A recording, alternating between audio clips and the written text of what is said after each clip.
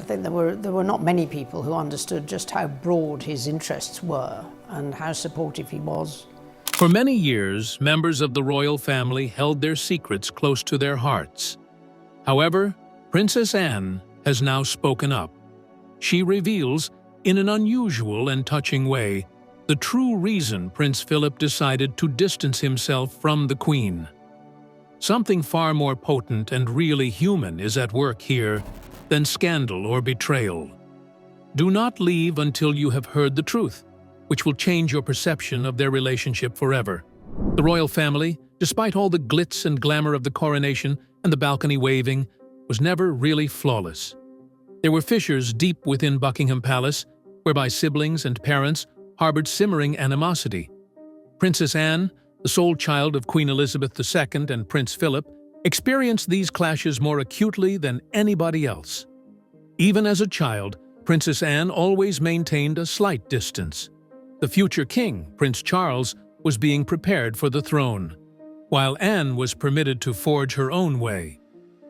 "I was seen as the second-class royal," Anne once observed in an unusual interview with the BBC, her voice composed, yet brimming with history. The affection and demands she felt from her parents were oftentimes overwhelming, creating a tangled web in her relationship with them. The guy who raised her, Prince Philip, was not afraid to speak his mind and pick apart others. Like him, Anne was tough, and that was why he loved her so strongly. Rumor has it that Philip's favorite was always Anne, according to those in the know. Royal writer Giles Brandreth made a quip about how she could handle him compared to Charles, who would frequently duck beneath Philip's booming manner. However, even favorites have their rivals. Absolute discipline, responsibility, and power were what Philip wanted. In the palace, tensions rose whenever Anne made a decision that went against the grain, most notably on marriage and independence. As a result, Queen Elizabeth was frequently stuck between competing interests. For the Queen, duty took precedence over motherhood. We were not glued to our parents every day like normal families. They had responsibilities beyond just being mum and dad. Anne and Charles were left in the care of nannies for a significant portion of their childhood, as Anne confessed in an old ITV documentary. It was an entirely new world, one that was icy in ways that would linger in their adult relationships. There were plenty of covert conflicts amongst siblings as well. Even though they were only separated by 2 years, Charles and Anne still couldn't agree on anything. Anne was direct and goal-oriented, whereas Charles was reflective and emotionally fragile. Charles saw Anne as bossy and dismissive. Anne thought Charles was soft and spoiled. Historian Robert Lacey claims that the strained relationship persisted for a long time. The disputes changed throughout time yet remained constant. This was particularly true when Prince Philip retired from royal life and sought solace at Wood Farm on the Sandringham estate. Nobody saw it coming. A separation after 70 years of marriage begs the question, why would the Queen's adored husband make that decision? Let us reminisce about the enchanting tale of a royal love that enchanted the globe before we reveal the underlying problems. Upon first meeting Philip, Elizabeth was a mere princess. A dashing Navy officer, he was self-assured, forthright, and somewhat rugged. Philip injected Elizabeth with a new spirit right from the start, shattering the air of royal protocol. Elizabeth referred to Philip as her strength and stay. In a 1947 speech she gave immediately before their wedding, laying the groundwork for the life they would create as a married couple. In addition to passion, their marriage was marked by strong cooperation, resiliency, and appreciation for one another.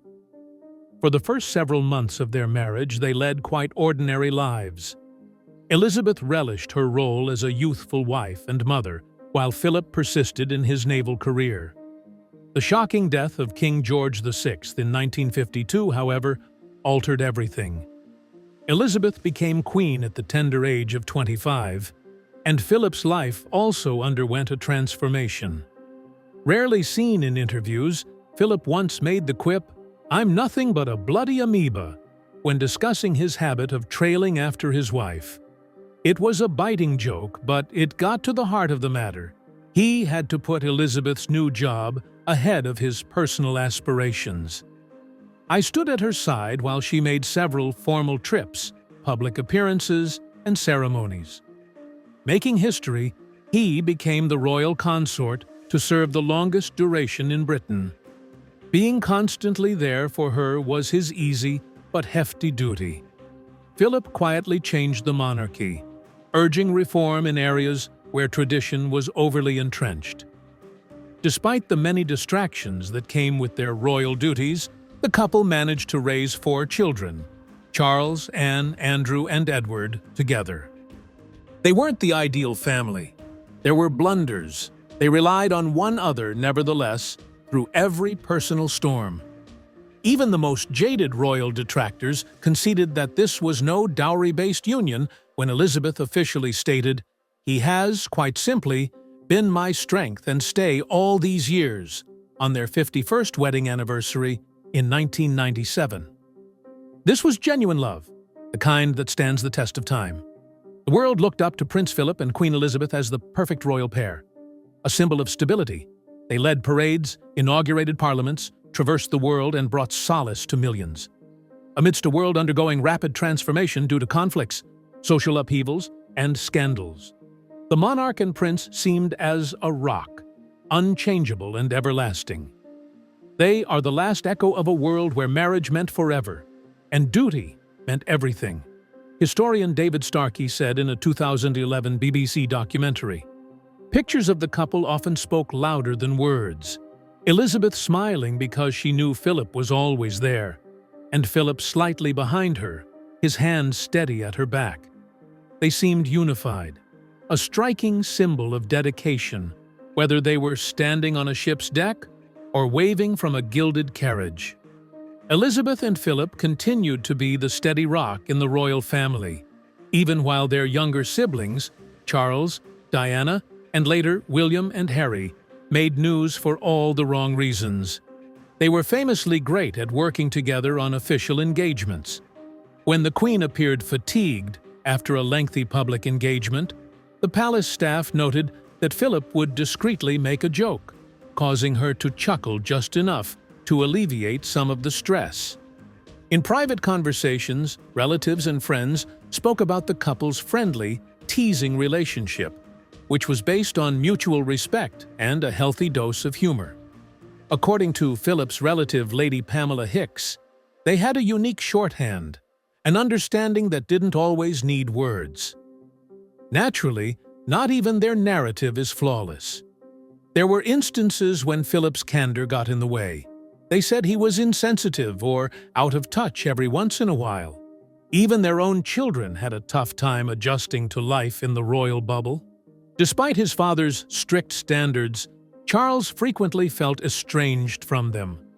The burdens of royal duty continued to weigh heavily on Anne, notwithstanding her closeness to Philip.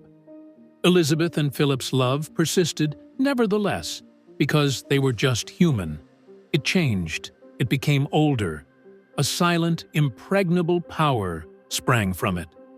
"We owe him a debt greater than he would ever claim, or we shall ever know," Queen Elizabeth remarked in an unusually introspective speech, expressing the profound appreciation and love that had persisted for almost a lifetime. Marriage was hardly a bed of roses for them.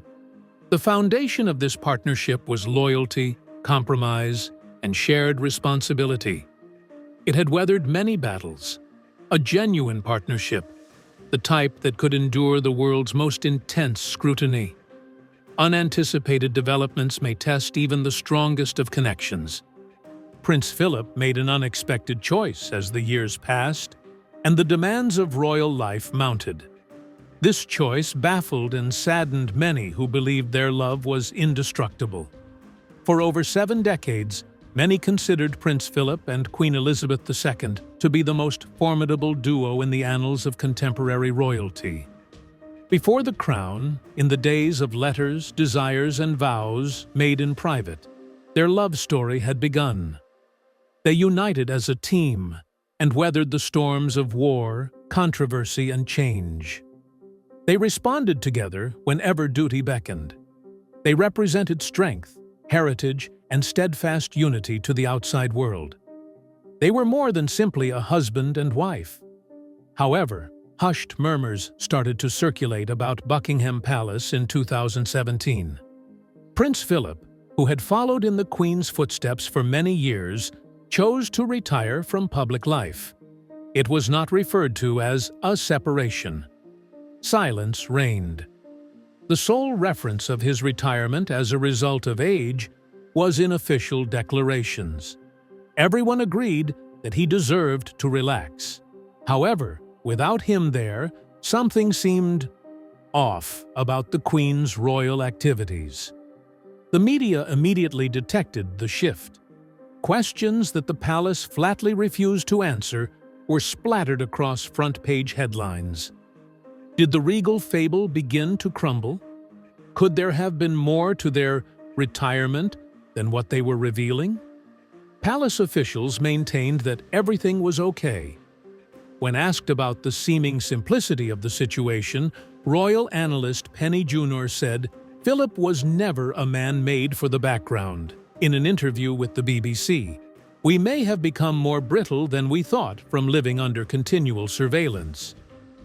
A few long-forgotten rumors were brought to light once again.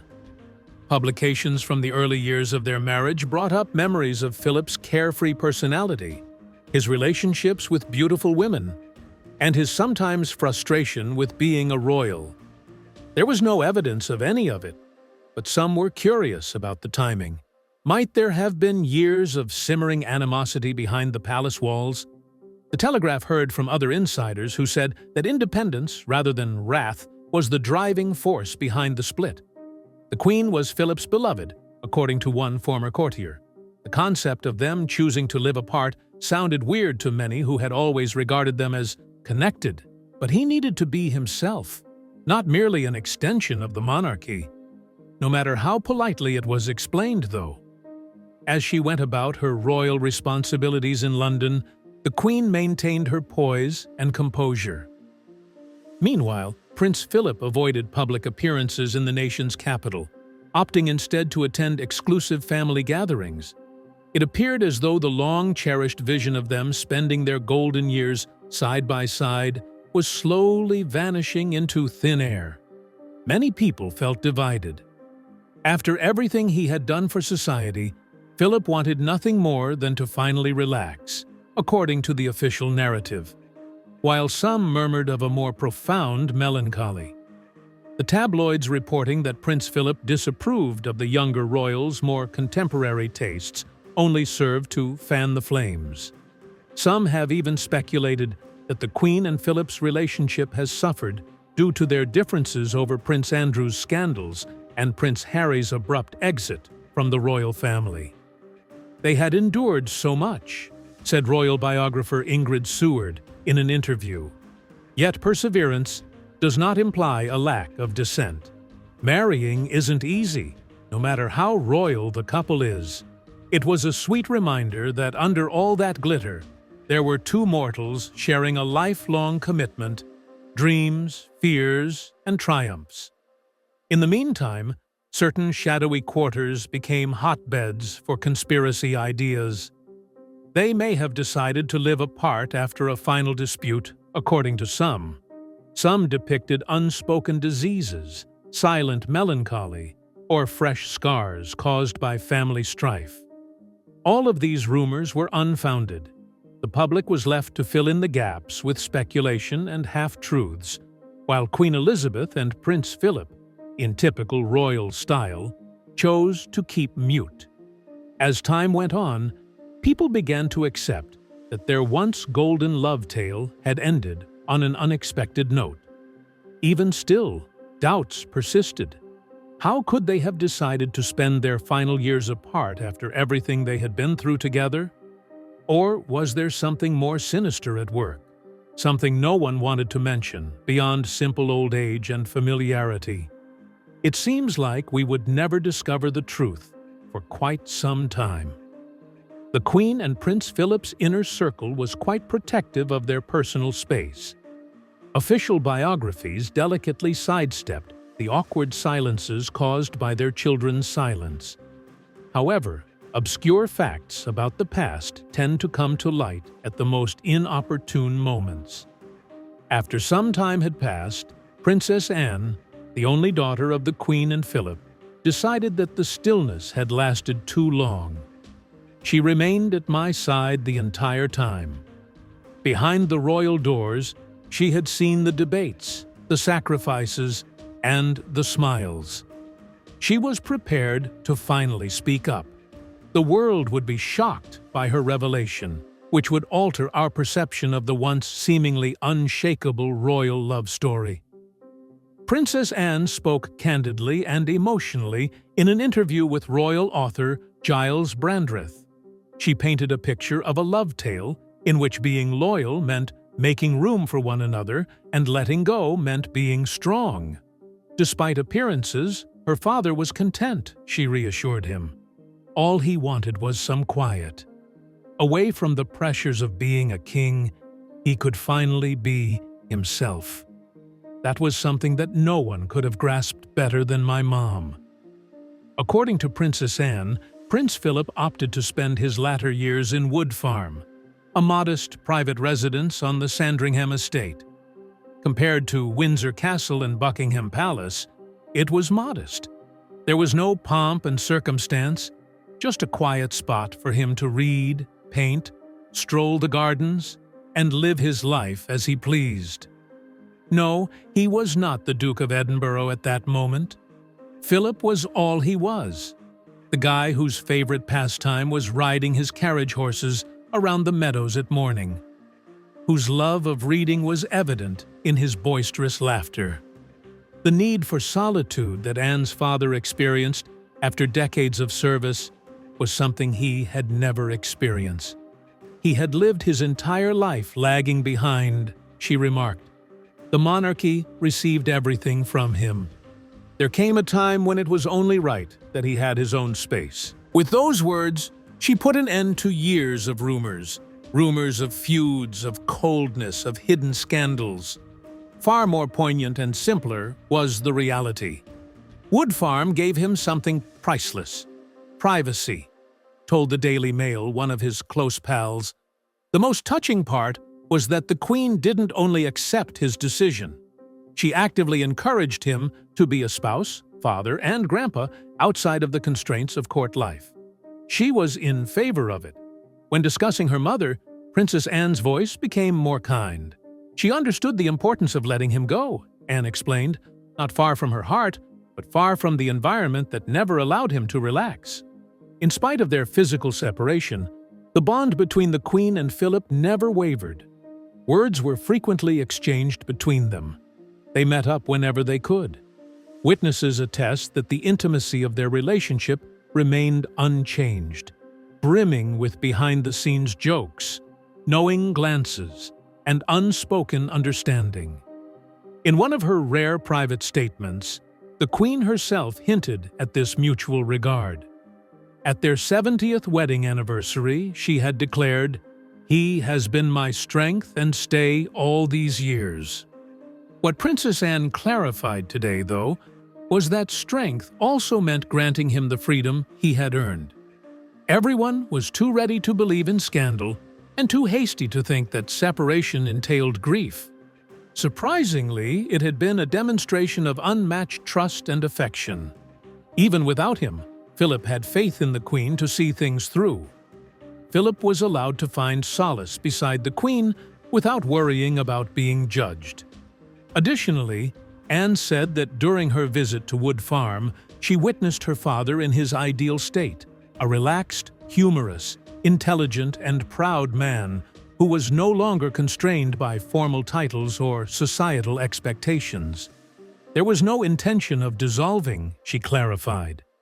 In a way that few people ever experience, it was all about allowing each other the room to breathe. Many found solace in Anne's comments. The peculiar melancholy that had enveloped the prospect of their bodily separation was diminished by their presence. Even for those in positions of great authority, they served as a poignant reminder that love sometimes requires letting go, not holding on anymore. Learning to hold on and let go are two sides of the same coin when it comes to love. With the passage of time and the eventual passing of the Queen and Prince Philip, the true beauty of their narrative unfolded. They were partners not due to their physical proximity, but to an indescribable level of understanding between them. There had been no scandalous ending to their love tale. Under stress, it had remained intact, something simpler, smarter, and, in many respects, even more powerful had emerged from its evolution. Now that Princess Anne had the courage to tell the world the truth, everyone could understand that their last chapter was not a painful breakup, but a gift of love, respect, and independence. Prince Philip's connection to Wood Farm is obvious to anybody who has ever wished for a quiet place to rediscover who they really are. Wood Farm lacked the air of formality of the pristine royal mansions he had spent decades seeing. The weathered furnishings, squeaky flooring, and crackling fire made it feel like a genuine home on those chilly nights in Norfolk.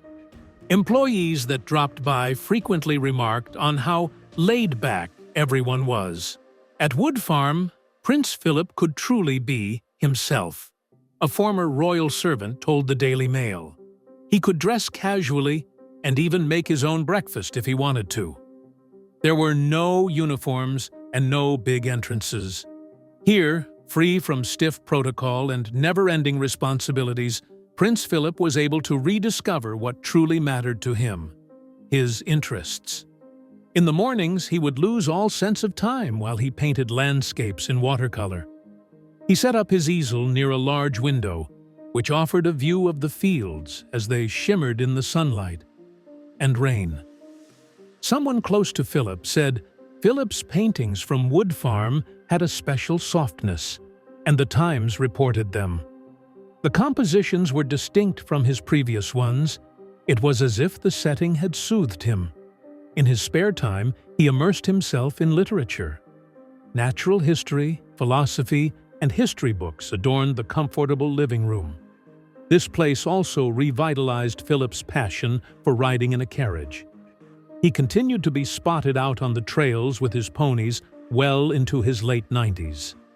He would often be spotted by the local people, covered up against the cold, with a small smile concealed behind his cap. Even his grandkids enjoyed his visits. There was a complete breakdown of hierarchy at Wood Farm.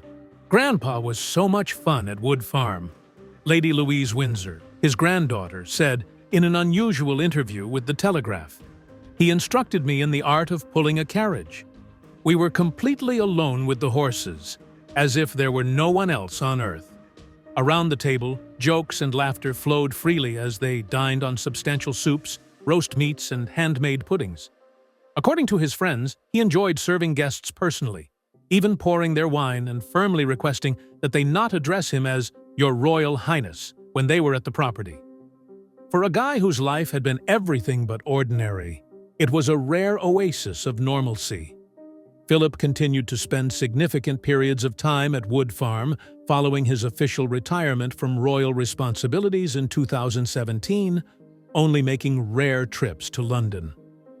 Philip enjoyed the lack of timetables at Wood Farm, says family friend and writer Giles Brandreth. Little to no greetings or speeches. He was free to sleep in or get up whenever he pleased. His freedom was at stake. Yet Wood Farm served as more than simply a getaway. It served as a spot for contemplation. According to many who were close to Prince Philip, he found genuine delight in reflecting on his life in his twilight years, not with sadness, but with a serene contentment. Crown and nation were his beneficiaries of his service. He was a family man, and now, at last, he had a small cabin in the woods, a place to just be. Everyone was silent as they watched Queen Elizabeth II attend Prince Philip's burial in private. A lone person in black, with its head lowered, stood in the immensity of St. George's Chapel. No crown, no pompous remarks. Being the Queen of England was irrelevant at that moment. A lady who had just lost her soulmate was all she was. You may understand the weight of her loneliness that day if you've ever lost someone who felt like your anchor. A single picture was more powerful than 1,000 words, even if she had to sit separate from her family due to pandemic regulations. Losing a husband wasn't the only thing that happened. A tale based on love, duty, and sacrifice that had endured for almost 70 years came to a close. She knew millions were watching, but she wasn't performing, a royal advisor told The Times.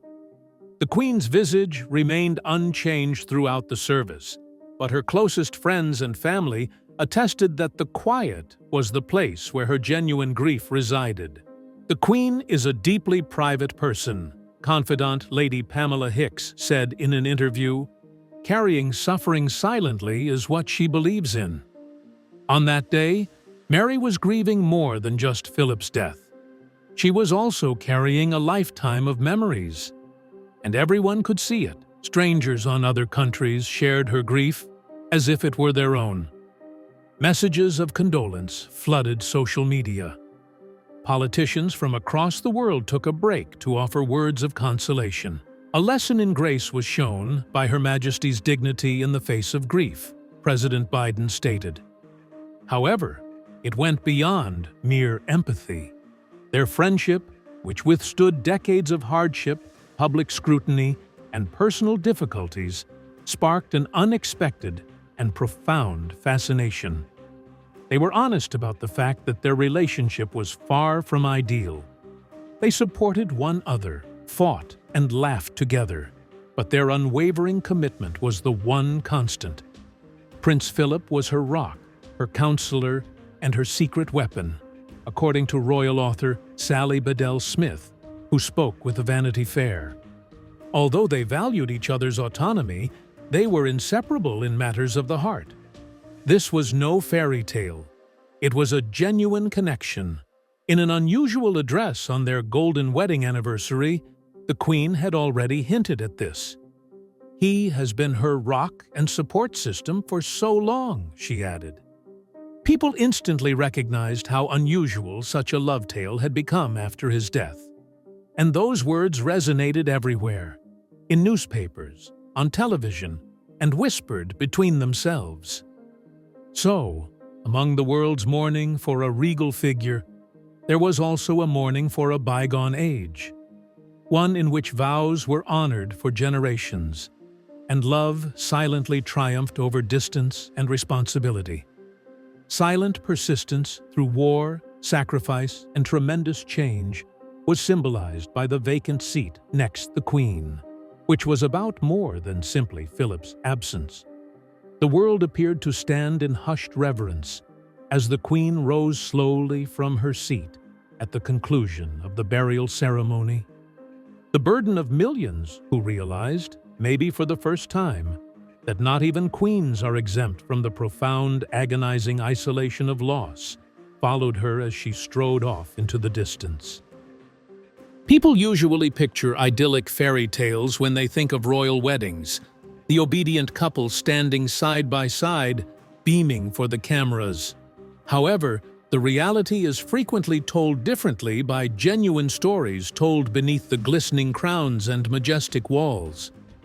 Quietly redefining what a royal marriage could be, Queen Elizabeth II and Prince Philip's relationship revealed that beneath traditions, there were two authentic individuals learning, maturing, and allowing one other freedom to be themselves.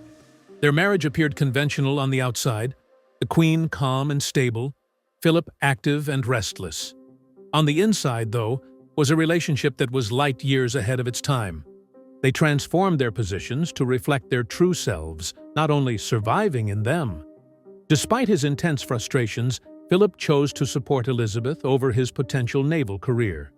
Still, she granted him freedom, something very few queens had done before, understanding the sacrifices he had made. Their beds, getaways, and interests were all kept apart, as royal historian Robert Lacey put it to People magazine.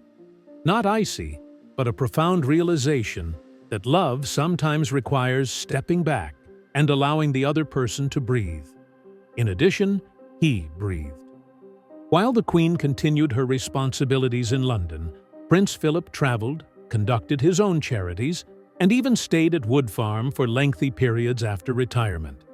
It was a setup that baffled onlookers, yet made complete sense to them. They weren't married for show. The key to surviving was respecting each other's unique identities while working together as a unit. People fail to recognize just how contemporary their marriage actually was, according to one ex-courtier who spoke with The Telegraph. Holding on to each other non-stop wasn't the point. Confidence was key. Even when they weren't physically together, they were still each other's everything. The subtle reinterpretation caused tremors across the royal family.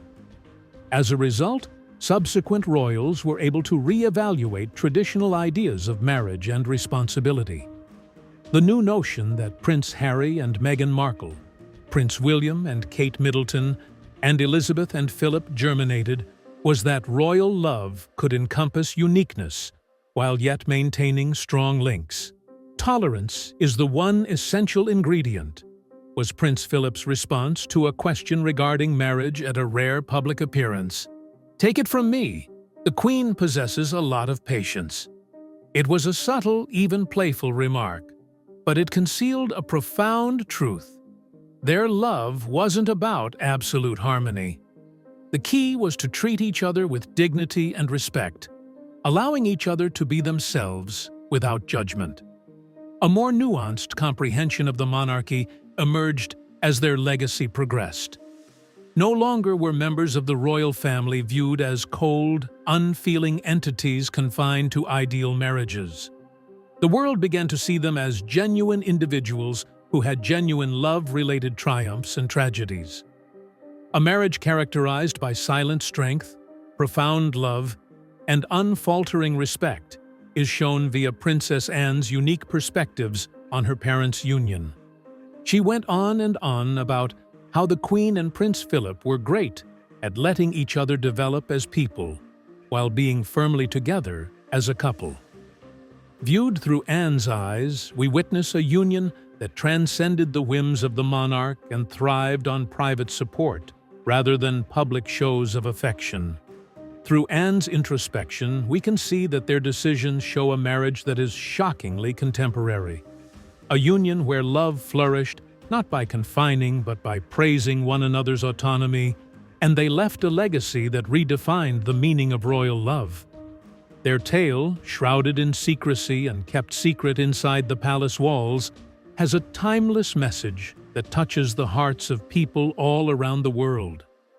It addresses the universal struggle of couples to find their place in the world while still being true to themselves. Elizabeth and Philip demonstrated that being committed does not entail giving up one's individuality, and that genuine friendship flourishes when both partners are given room to develop and appreciate. Despite being influenced by centuries of custom, their marriage flourished by embracing modernity. Their marriage is a classic example of a love that doesn't need perfection to be strong, but rather understanding, patience, and quiet devotion. And it will last long after the royal family has changed. How do you feel about the news that Princess Anne has revealed? Let us know in the comments. And if you like this story, you can find more like it by clicking the on-screen cards.